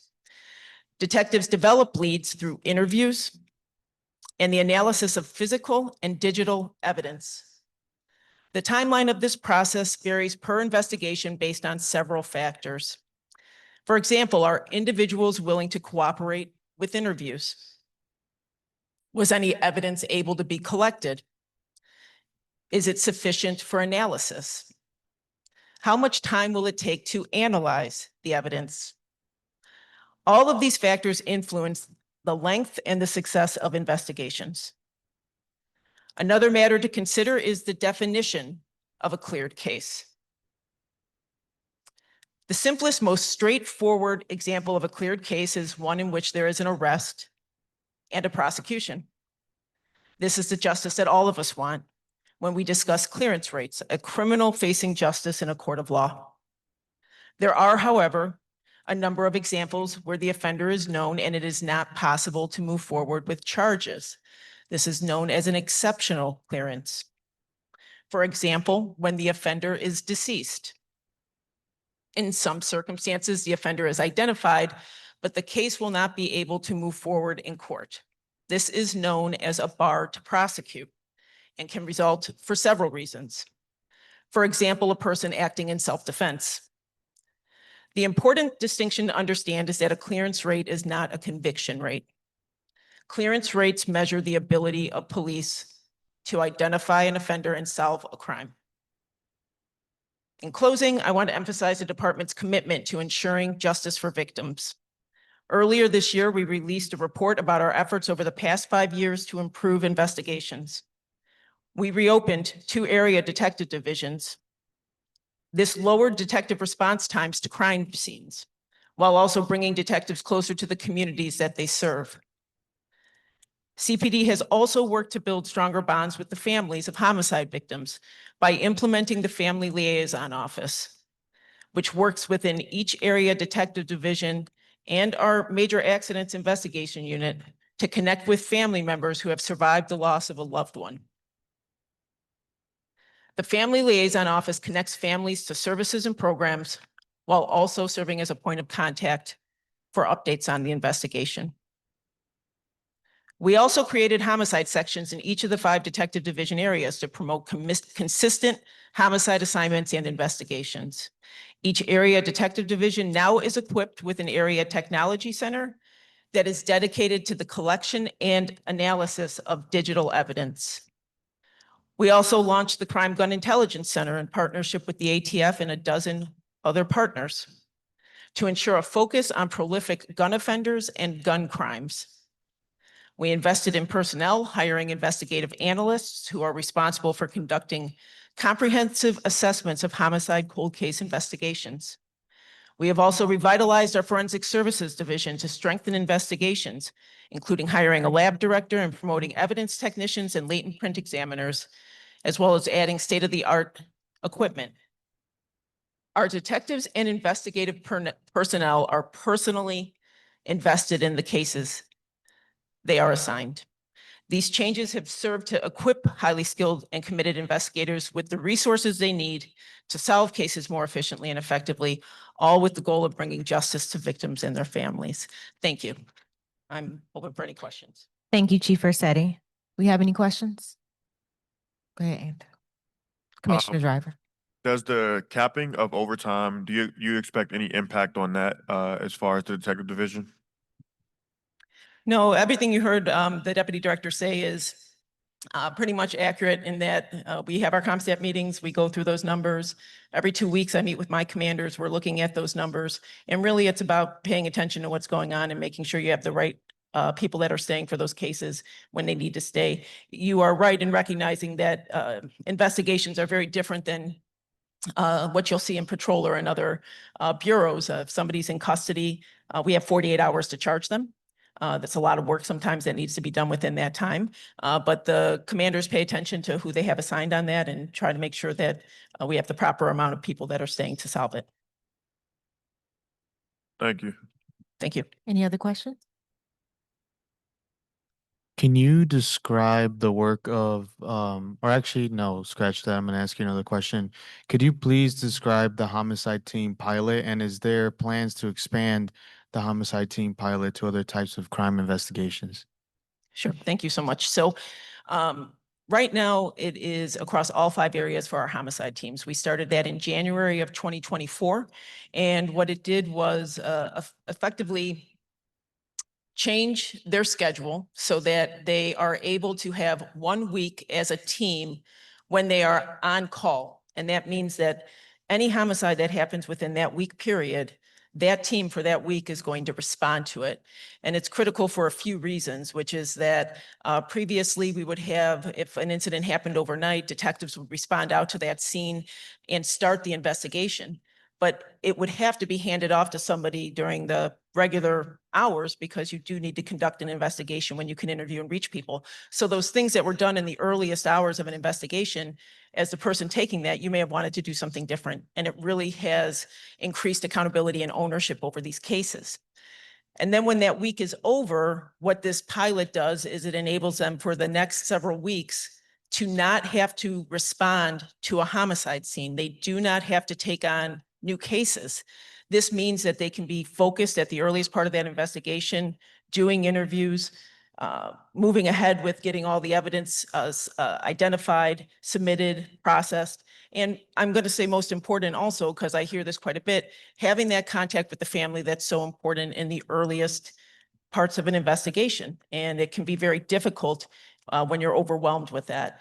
So in addition to that, we've been able to give them vehicles so that they can respond when it's after hours. We've been able to give them laptops and equipment. And all of this has really increased the ability of how they're able to do investigations. So that pilot, I will tell you, was in the works for some time. I'm very pleased that we were able to work with the collective bargaining unit, because when you talk about adjusting schedules and hours, like I just mentioned, that requires the approval and working with the collective bargaining unit that represents those members. So before we would be able to move and to do that for other types of investigations, we would have to move forward in a similar fashion.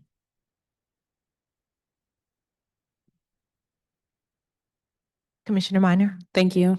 I'm very interested in the family liaison office. I think victim services is very important, but I also want to name something else in this. We all know that clearance rates are very different in different neighborhoods. Can you just talk about what causes those disparities and what current initiatives is CPD doing to address them? Okay, so the first thing I'll just describe, I know you're asking a little bit about the family liaison office, and I mentioned it briefly. Again, this is a team that's embedded in every one of our area detective divisions. We also have one that's in our major accidents, because there are a number of reckless homicides where there are families who are grieving just as much, and that is violence when a loved one is killed in a crash like that. And what they do is within the first days of an investigation, they're going to connect with the family. They're going to try to explain to them, even in their grief, what this process is going to look like. It is certainly not a system anybody ever wants to come up against. And again, when you're talking about systems, they can be very difficult to navigate. So they will explain things like the medical examiner's office. They will explain things such as the time it takes to collect evidence, submit it, who we work with. We have our own forensic services division that will process some evidence, but other evidence has to be processed through the Illinois State Police Forensics Lab. They're trying to help them understand all the parts that are going to affect this investigation. But they also are able to refer them to our partners for services and resources. And one of the things we hear the most from these families, you know, in those earliest days, and maybe I'll even say few weeks, you have a lot of people that are reaching out, wanting to provide support, but they really feel like that falls off after some time.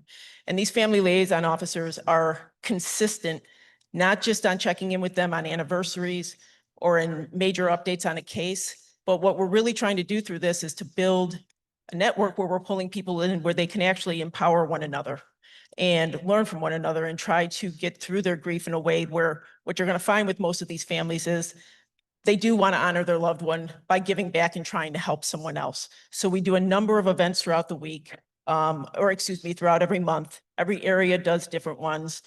So it's not just about those resources. It's about staying in touch with these families and trying to create a network for them to get through this investigation.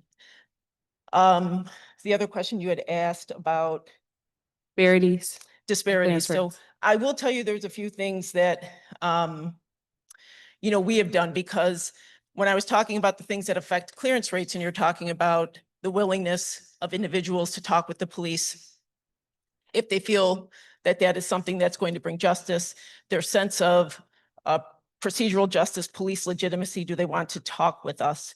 And it is so important for us to try to understand how we can reach communities. One of the things you're going to see is after some of these terrible incidents that happened, I'm not sure if you've heard of any of these emergency assistance centers, but what we're constantly trying to do is to get into the community and to have our officers have our detectives, just like when you think about what you would hope out of foot patrol, is that you start to have some familiarity with these detectives, that you start to know them, that you feel that you can trust them. And we are trying to get into all of the different communities where, again, this is a program that's in all of our areas, and it has to be. You cannot have services for one and not for another. But the important thing for us is also to understand how we can successfully interact with all families. So, for example, we have training where we've been bringing in partners who have been talking with our detectives about how to have more effective interpersonal conversations. A lot of times you really want to get to the heart of the matter, right? And you're trying to understand, is there something that led to this incident happening, such as, would there be any sort of gang affiliation, right? That can be a very triggering question, and it can be perceived as something related to an expectation in the community or what's happening. But we're trying to determine whether there is any sort of person who would have wanted to target your loved one so that we could try to walk it back. But we try to train that you just can't come out right with that question, right? You have to build that rapport and you have to be thoughtful about those things. So I think through training and through this family liaison office and trying to be more visible and out there, we're trying to get into every community and to have the type of relationships where people feel that they can trust and work with us. And I just have a follow-up question to that point. Can you talk to us a little bit about how the department is evaluating the impact of the family liaison office? And I'm also wondering about staff's allocation. Are there any more, say, family liaison officers allocated to districts that have higher clearance rates or lower clearance rates? Like, how are you all informing the staff allocation in that regard? Sure, that's a great question. So I'm going to start just with the allocation. So really, since we started this pilot and we have the teams, what we're working to build out towards is that there is a dedicated family liaison officer for every one of those teams. That way, again, you are becoming part of the team, and it's easier, I think, to navigate cases within that team as opposed to having different families that you may be working with. You're going to build that familiarity with the same team when you have questions or are trying to get updates. So we have a process where people who are interested in this come in and they interview for it. It's a notice of job opportunity, and we have names where we've identified people who we can bring in. So we're in the process of trying to get the number of family liaison officers to match the number of teams that exist. I'm sorry, I keep forgetting your first question when I get excited about the second one. So I what's love your that. first question? And how are you all measuring the effectiveness of these organizations? I also kind of wanted to point out, like, a lot of the partner organizations like CDPH is losing funding, right? And they've been doing a lot of work to carry on with victim services outside of the scope of the department. So understanding that some of those support systems might be lacking in the future, I'm wondering, how are you all measuring the effectiveness of your staff internally? And how are you all thinking about filling some of those vacancies in the future too?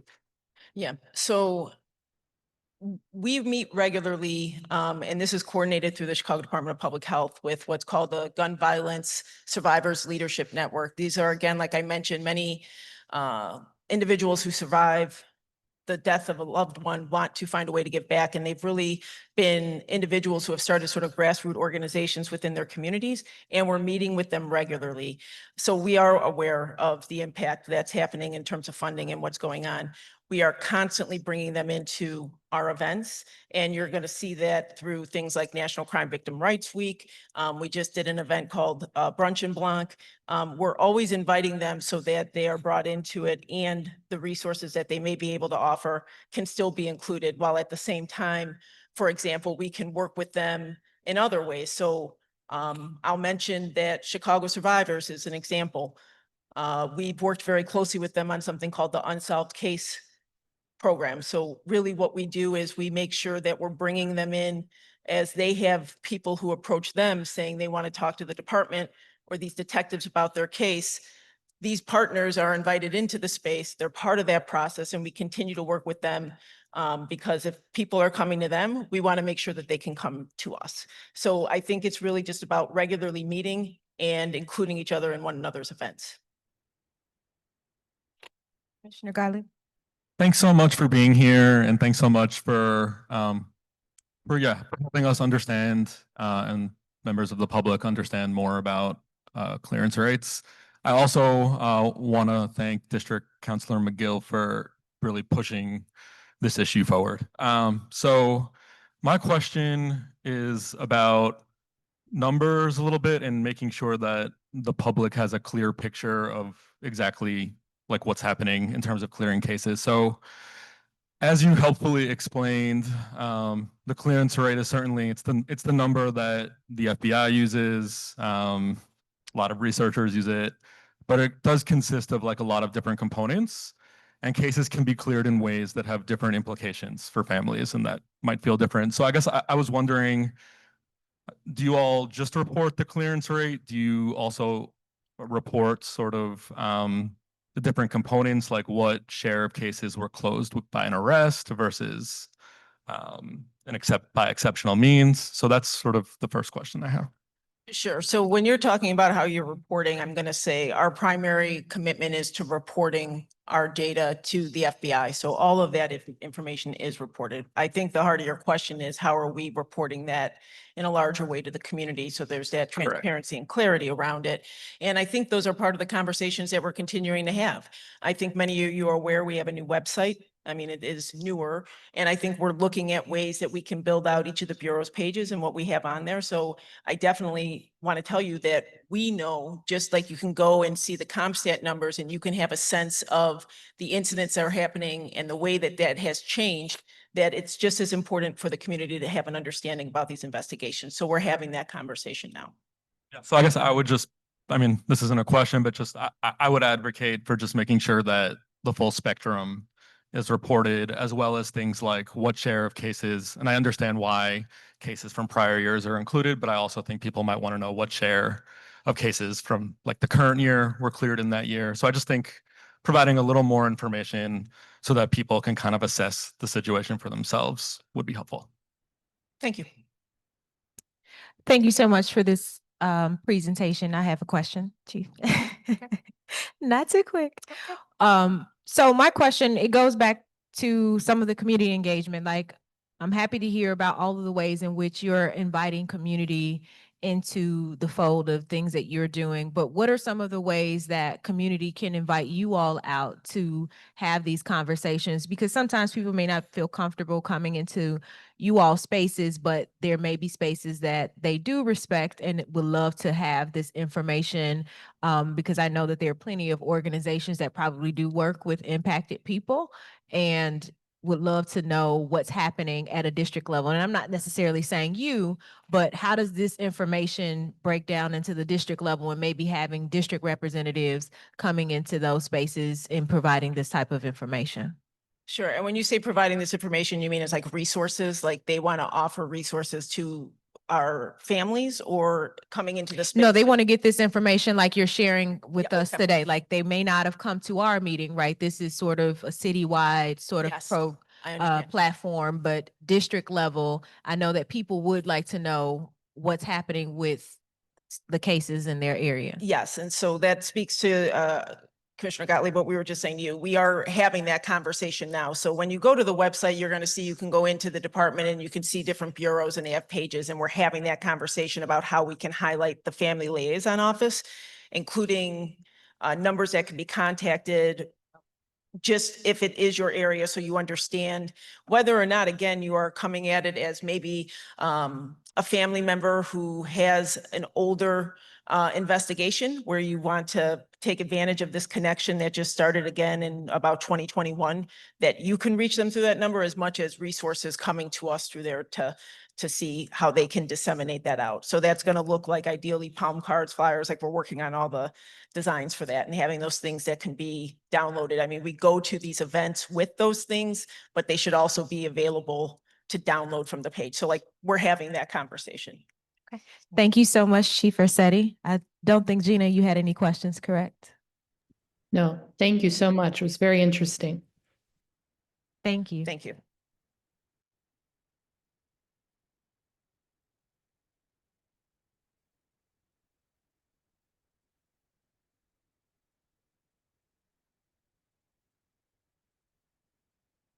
Over the past several months, the city of Chicago has experienced a dramatic increase in the volume and intensity of federal law enforcement activity under this administration's Operation Midway Bliss. Immigration and custom agents have tear gassed Chicago police officers who were trying to de-escalate a situation and Chicago residents who were peacefully protesting. Last week, 10th District Councilor Ellie Bahina, who is a U.S. citizen, was detained by federal agents for several hours while documenting an ICE operation in her Little Village community. One reason the commission was created was to build an accountable, community-centered approach to public safety with better working relationships between law enforcement and the people they serve. No one in Chicago, no matter what their immigration status is, should be afraid to have contact with law enforcement. People should feel safe reporting crimes or cooperating as witnesses and getting help if they are victims of violence or exploitation. The commission was also created to ensure that law enforcement in Chicago operates with transparency, fairness, and respect for the public. The commission does not have oversight over ICE, but we can speak out. The commission does have oversight authority over the Chicago Police Department. In June, when questions arose about the potential CPD involvement in ICE activity, CPD leadership came before the commission to explain their policies and clarify what they can and can't do in relation to federal immigration enforcement. If you see Chicago police officers acting inappropriately, we encourage you to report it to COPA and let us know. Public safety depends on public trust. The commission will use its oversight authority and public platform to protect transparency, ensure that CPD remains accountable to the people of this city, and call attention to actions that compromise the trust and safety of our communities. At this time, I'll open the floor for commissioners to share their own comments. I think it's extremely upsetting to see our own Chicago police officers getting tear gassed, and the way that our residents are being treated as well, I think is unacceptable. And I wanted to let everybody in the public know that we do have a non-citizen advisory council that advises the commission on public safety matters relating to the non-citizen community. We've spoken at length. We brought CPD here back in June. We shared those results with the Committee on Immigrant and Refugee Rights, and we're going to continue to be partners around that accountability space. But just in case anybody needs this information, if you're having trouble, if you know someone who was detained by federal authorities and you're having trouble looking through them through public means, such as the detainer tool online that people use to find their family members, you could reach out to your congressional offices to submit those inquiries if you guys are seeking assistance in finding a detained family member or loved one. If you need legal assistance and you don't know where to start, you can call 211. They can direct you to the nearest legal aid organization depending on your needs. If you need further family support information, you could visit icirr.org/FSN as in November. Again, that's icir.org/FSN, or you can call their hotline at 855-435-7693. Again, that's 855-435-7693. And that's all I wanted to say. I think it's extremely terrible what's happening. And I'm scared for our communities and everybody out there walking our blocks. But one thing we can do is keep each other safe and keep each other informed. So thank you for those comments, for the time to make my comments. Commissioner Garlick? Sure. Thank you so much, President Terry. Just want to start by saying that what happened to Ellie, in my view, was very wrong, and I hope she's doing okay. Also, from my perspective, currently, the federal government, or the executive branch of the federal government, is engaging in pretty remarkable abuse of power, and is targeting our city for excessive immigration enforcement, and has also encouraged ICE officials to violate the constitutional rights of members of our community. Unfortunately, I feel like we are in a position where we can't rely on traditional institutions to address this crisis. The administration is doing the harm, but Congress has abrogated its responsibility to check the executive branch. And while lower courts have repeatedly attempted to check this administration, the Supreme Court has, at least for the time being, allowed ICE to racially profile members of our community to achieve its aims. And while our local government leaders have made it clear that they are opposed to this administration's abuse of power, the administration has chosen to ignore this reality and plow ahead. As President Terry said, the commission has taken a few steps to respond to this growing crisis by trying to get clarity publicly, both from CPD and the mayor's office, about how the city intends to respond to the growing federal law enforcement presence in our city. And certainly as a body, we have the responsibility to continue to ensure that the departments that we have oversight authority over do not contribute to this crisis and serve as a source of transparency when abuses occur. And while these responsibilities are absolutely critical, I also believe, and this part is hard because I think figuring out solutions right now is really challenging. I also believe that we have an obligation to see if there's more that we can do. I'm not sure exactly what it looks like, but I think we have an obligation to see if there's more that we can do. So the very first duty that's ascribed to the commission by ordinance is to respond to public safety related community needs and concerns, which this federal abuse of power certainly is. And since the conventional institutions that we've traditionally relied on are not serving us, I believe our only way out of this crisis is through community. Recently, a coalition of community organizations, and this is very recent and we haven't had a chance to discuss this, but recently, a coalition of community organizations sent our commission a letter asking for us to hold a public meeting on this issue. And I'm personally really glad they did.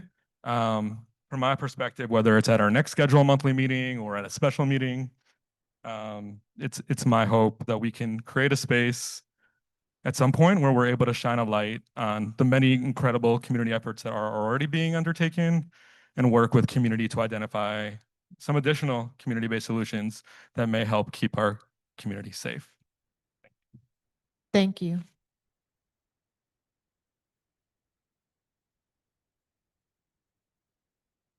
So we did, I was just asking, at least the three of us don't know anything about that letter, or it looks like Adam doesn't know anything about it either. Who was the letter sent to? I think it was sent to all district councilors and all commissioners, is my understanding. I mean, it was sent to a lot of people, but that's my understanding. Who was it? Who was the body? Use the microphone. Sorry. It was sent to, I believe, all district councilors and all commissioners, is my Who's the body? recollection. It was, I think, primarily by the GAPA Coalition. And there was an attachment, so there was an email and an attachment. Okay, well, I haven't seen it, so if you don't mind forwarding that to me, that'd be helpful. Sure, absolutely. Are there any other statements? Commissioner Minor?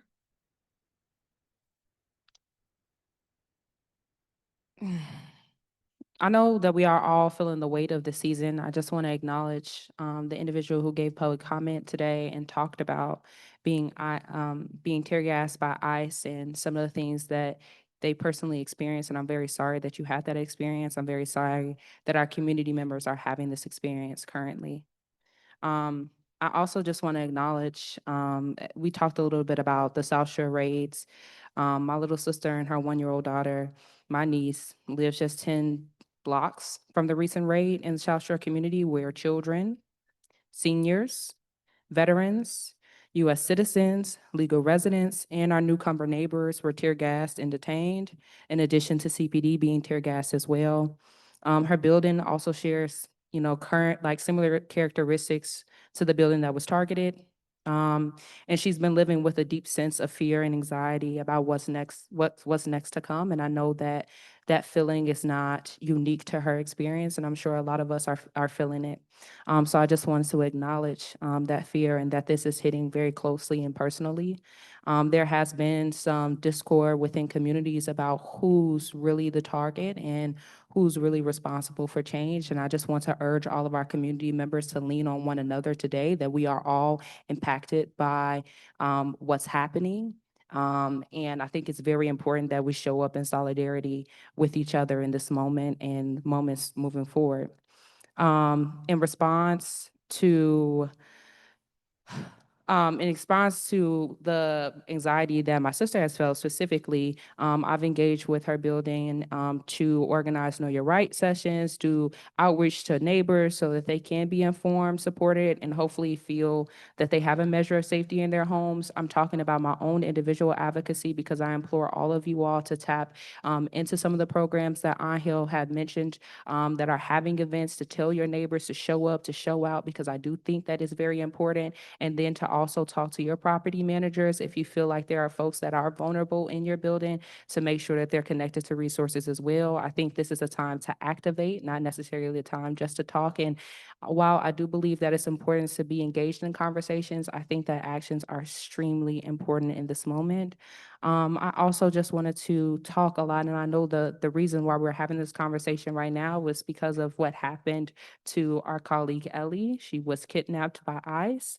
I'm very grateful for Alderman Michael Rodriguez and district counselors who came to her aid to help find and discover her. I also wanted to just say thank you to the fellow commissioners who came out to the press conferences to support her, as well as community members that surrounded her. Ellie is an amazing community activist and advocate. Quite honestly, I called her the very next day expecting for her to be at home resting, but she was right back out at community in Little Village, continuing to document what was going on in her community. And that just underscores her resilience and how serious and pressing this issue is in this moment. And I just want to thank everybody, including, even our federal judges, our alder people, folks that's really putting their body on the line. There are folks who are being indicted internally for taking the position on this. And I'm very grateful for everyone who was bold and courageous and saying what is right and acknowledging what is wrong. And because Ellie immediately went right back to action and continuing the work, I also wanted to give you all the opportunity to join her and other folks around the city of Chicago who are engaging in events on this issue. So the Lakefront Solidarity, there will be a Lakefront Solidarity training on November 8th at 11 a.m. To 12:30. It's at 5480 South Kenwood Avenue. It will be hosted by a suite of elected officials and community advocates, including Senator Robert Peters, Alderman Lamont Robinson. And I also wanted to let you all know that there is a hotline in addition to the hotlines that Angel has also told us about, that you can report ICE mistreatment to specifically. And that number is 800-323-6603. If you or someone that have experienced some kind of mistreatment, please make sure that you call this number. And I also just want to just underscore the point that our democracy depends on your courage. I think that it's very important that we all make sure that our position on this is represented in our vote. I've been able to engage with some conversations with other community advocates and leaders, and they're all talking about what this current occupation in Chicago could mean for midterm elections. I think it's important for us to have an election plan. I think it's important that we know how we're going to get to the polls, regardless of what we might face at those polls. I think it's important for us to lean on our community members and our neighbors in this time, and to develop a deeper sense of community and lead a little bit more into love. So thank you so much for the opportunity to share some of my thoughts. And if you want to engage afterwards on any of the resources that I've shared today, I'm more than willing to have the conversation. Thank you. Are there any other statements? Yeah, Commissioner Driver. I will be very brief. I have spent a lot of time out in communities and have observed a lot of this behavior myself with masked agents in our communities essentially behaving like cowboys. So I won't belabor this, but I'll echo the sentiments of a lot of my fellow commissioners, and just close with this is very blatantly an attempt to break our city, to break our spirit, and I would encourage each and every one of you not to let that happen, not to fall victim to pessimism, but to keep trying and to keep pushing. Thank you so much. Commissioner Piamonte? Yeah, I just very briefly, I agree with everything that everyone has said. And I believe our city is under attack here. And I just have never been so proud of the people of Chicago, the way they've responded, the way they've supported one another. And so that's all I have to say. Thank you. Thank you. And I would also just like to close with saying I wholeheartedly agree about the importance of doing the work and being in community and making sure those who have the potential of being impacted at all know their rights. And some of that work we've done with the Westside NAACP. We held a Know Your Rights session on October 21st. And we had individual attorneys, we had the congressman there to just talk about the current landscape, and there will be future events surrounding that. So I would echo those sentiments and imploring everyone to do what you can within your capacity to ensure everyone is informed and just aware of their rights. And so we will now move to adjournment.